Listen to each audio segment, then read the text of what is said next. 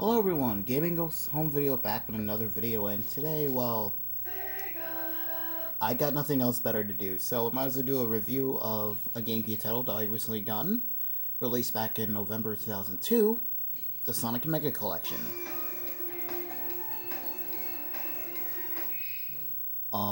The Sonic Mega Collection was Sonic's second outing for the GameCube, and it contains a compilation of Sonic's first 7 Genesis titles.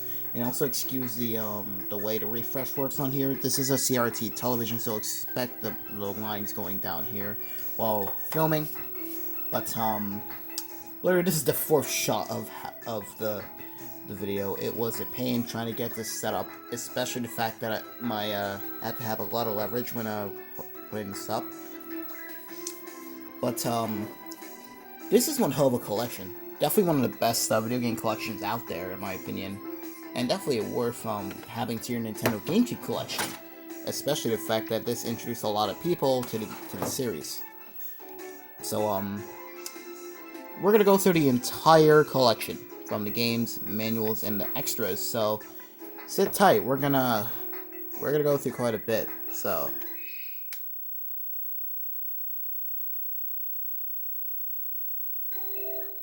Now, in terms of what games are on here, you have Sonic 1, 2, 3, Knuckles, 3D Blast, Spinball, and Mean Bean Machine. There are some unlockable games here too.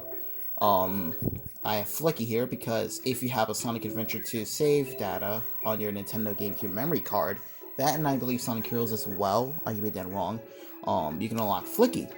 There's also the lock-on games from Sonic 3 and Sonic Knuckles. There's Knuckles in Sonic 2, Knuckles in Sonic 3, and Blue Sphere, and even Rice Star as a unlockable. But getting the games is a bit of a pain. You have to open the games up multiple times. Sonic 3 and Sonic Knuckles have to be opened 20 times each. I don't like that. But it's nice to have these extras, but yeah, it's gonna be one hell of a time trying to get to unlock everything here, but how's the game emulation, huh? Well, how about we take a look at that, shall we? Overall, the emulation of the games is pretty flawless, a little bit. Graphics look as clear as the original, the sound is on par with the Genesis hardware, and it runs smoothly as the original hardware. They just literally did a perfect job with this emulation in general. As you may see, smooth frame rate, 60 frames per second. It does contain the original slowdown that the original games would have had, but it's expected. But overall, these games work flawlessly. The only thing I don't like is when you hit the bosses. Yeah, they're different compared to the originals. A bit ear-grating at most points, especially when you have it at full volume. But overall, it's still amazing emulation nonetheless. But like I said, this contains Sonic the Hedgehog. Well, the classic you don't know, I mean, look at him.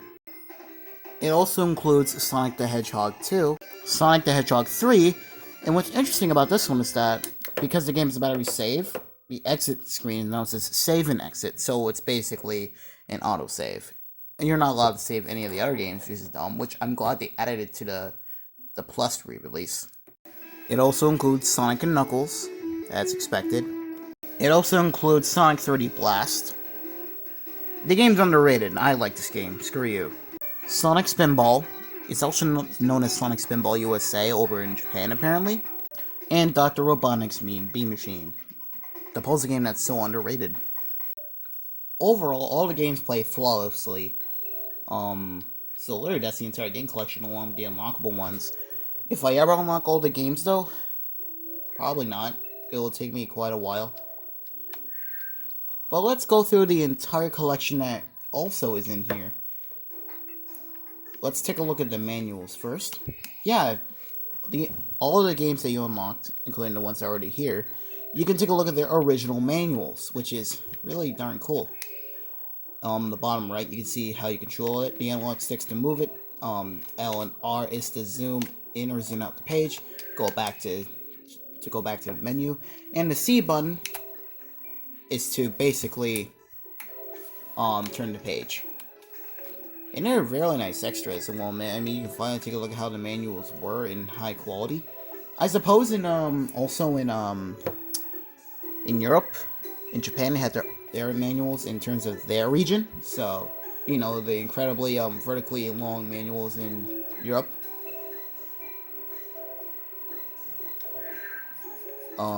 Flicky, on the other hand, only has 4 pages. So I suppose the game only has, like, 2 pages inside, but it's nice that we have it here.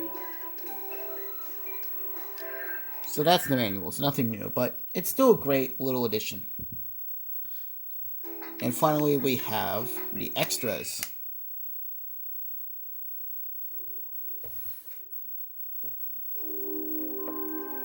So there are 3 different parts of the extras: the comics, illustrations, and movies. Let's look at the comics first. As you may see, it has every single cover from the Sonic comic series from back then to November 2002, I suppose, so up until 110. It also includes an intro to the entire gallery, which is nice. It also has an ad for Archie's 60th anniversary. It's official, Archie is a Sonic character. And it also includes Sonic First. It's a issue from one of the comic specials, and it's basically Sonic issue 0, 3, 4, and issue 14 in one book. It's hardcover. It was originally an actual comic book, but apparently Archie re-released it in hardcover. So basically you get like 4 whole stories in one. It's really nice. What's interesting to note is that they recolored the entire stories in order to make it fit in line with the stories in general. Like, Robotnik's eyes were originally just like normal, you know, black pupils, but now it's black with red pupils, as you may see. And Sally here was recolored into her classic color scheme. The same with they basically made it brighter, changed it up a bit. It's overall just a better looking version than the original, although the original is classic though. And of course, you can look at every single cover from the entire series up until issue 110. In Sonic Mega Collection Plus, they updated it up until 2005, since the comic series was still running around that point.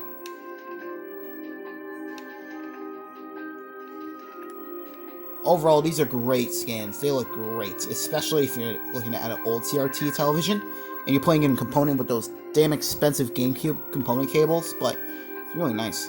It also includes the entire Knuckles the Echidna comic series. Yes, Knuckles did contain his own comic book series, believe it or not. I didn't even know that he had a comic series until like years later. I read the whole thing. It was great. All the super specials. If you're a Sonic comic reader, if you ever read any of these, there it is, Sonic First, the original release of it.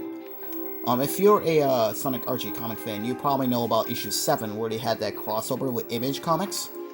Well, they censored the entire Image comics in general, so all the characters there are now just silhouettes, which is dumb.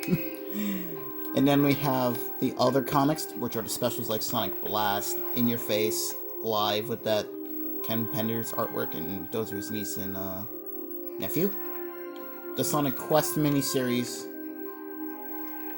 The Sonic and Knuckles special. I always loved the cover for this one because it has the Sega Saturn there, 32X, Spinball. As you see, here's his signature, Patrick Spazanate. I can't say his last name, but I still love his artwork to this day. Here's Mecha Madness, one of my favorite covers in the series. The Tails miniseries, and Triple Trouble, one of my favorite specials, and the Princess Sally miniseries. So those are the entire comics. Really nice to have, especially when you have Sonic First. Illustrations, it's just official artwork of the character. As you may see, there's Sonic there. There's also the color guides.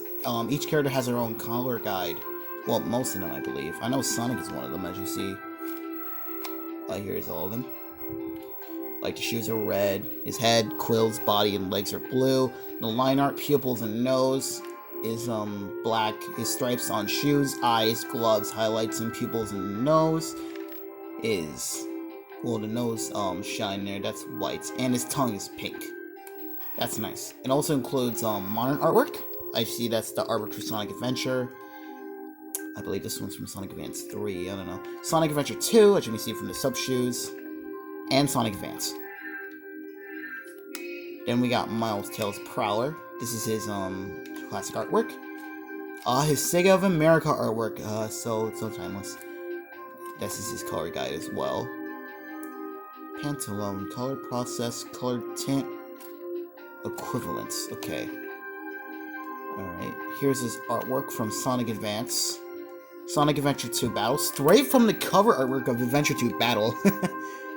His artwork in Adventure 2 Battle. If you have the manual for the game, that's basically it. And that's his Sonic Advance 2 art. I might as well go through all of the artwork here. Here's Knuckles. This is his Sonic 3 art. I believe it doesn't have a color guidance. His art for Sonic Advance, Sonic Advance 2, Sonic and Mega Collection, which is nice, and Sonic Adventure 2 Battle. Dr. Ivo Robotnik has his classic Robotnik Japanese art. And his Adventures of Sonic the Hedgehog art. This gave me total flashbacks. I watched the Adventures of Sonic the Hedgehog, and this is how I knew him for a while. Robotnik, the sexiest man on cartoons, says Milton Knight, who animated Robotnik. It's nice that it has that. Eggman in Sonic Adventure. Sonic Adventure 2. Sonic Adventure, maybe? And Adventure 2 Battle. In terms of the other characters, there's Amy, Shadow, Rouge, Big, E101 Gamma, I believe, Neutral Chow, Hero Chow, Dark Chow, and Cream and Cheese. This was, I believe, before the release of Sonic Advance 2. I could be totally wrong, though, to tell the truth. And then we got the illustration packs here. These are basically official artworks for games and other things. Sonic Adventure International. This is a Japanese release. It's basically the same game, but they fix a lot of the bugs and camera fixes. Sonic Adventure 2's art. Adventure 2 Battle's art. Almost just like the original game's release. I should know, I just ordered Sonic Adventure 2 Battle off of eBay, so... And art for Sonic Advance. Or, judging from the horizontal aspect of the screen, probably the use of art for Sonic N. Sonic Advance's port for the N gauge. It wasn't good. Some art for Sonic Adventure. I never look back, I have no regrets, because time doesn't wait for me. I choose to go on my way. That's like every teenager back in the day. Adventure 2 artwork. Adventure DX artwork. I always loved the Adventure DX artwork, to tell the truth. Especially his smile, yeah, I don't know, I like his smile here, I don't know why. Here's some more adventure artwork. Pretty damn sweet. And most importantly, some more artwork. These are made for, this is a calendar illustration according to the bottom. Japanese calling card illustration. Oh yeah, Japanese people have call cards. Always wanted to grab myself one, to tell the truth. A magazine illustration. Japanese calling card again. And a Christmas card. Well, for Tails, it's basically just adding a sweater. The same with Sonic. Knuckles, Amy, and the Chow, they're all original, but it's nice to have. But yeah, those are all the illustrations. Pretty great. In terms of movies, there's only 5. If you ever seen Sonic Jam, they came with like a bunch of Japanese commercials, which was great, but this only has 5. It contains the opening and closing the Sonic CD, and a re-edited introduction video of Sonic Adventure 2 Battle that was shown in the World Hobby Fair in Japan in 2002, according to the bottom. Watch for rare graphics of Sonic, and an ad for Sonic Adventure 2 and the history of Sonic. Now, this was the first time since the PC version of Sonic CD where we're able to see its original release. Its original cells, everything. It looks great. It looks like it hasn't been restored. Like, it looks like it wasn't restored, but it looks perfect. I believe in Europe and Japan, they changed the title, the music, from Sonic Boom to Toot Toot Sonic Warrior. I read that wrong. But I know it was, changed in Europe and Japan when Sonic CD was released. It's nice that we have both the opening and closing to the opening, closing to Sonic CD.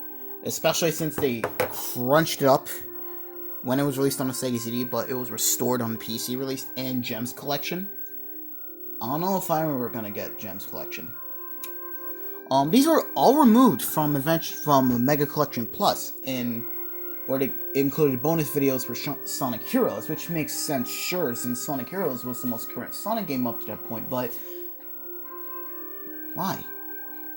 The high-quality animation of the movie really captures the intensity of Sonic's light speed maneuvers. It does. It really does. I've actually never seen Sonic Adventure 2 Battles music video. The video here. Yup, it's straight from the show, and apparently originally the background for that stage was gonna be black.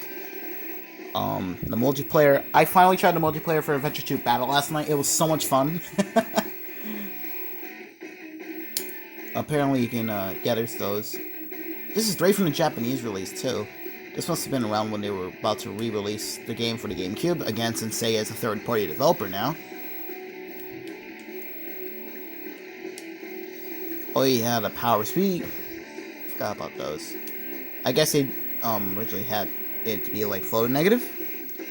It's nice that you added it. Link up to Sonic Advance and take your Chow with you on the go. I really like that idea, especially that the Dreamcast version kind of did it when you're able to trade Chow.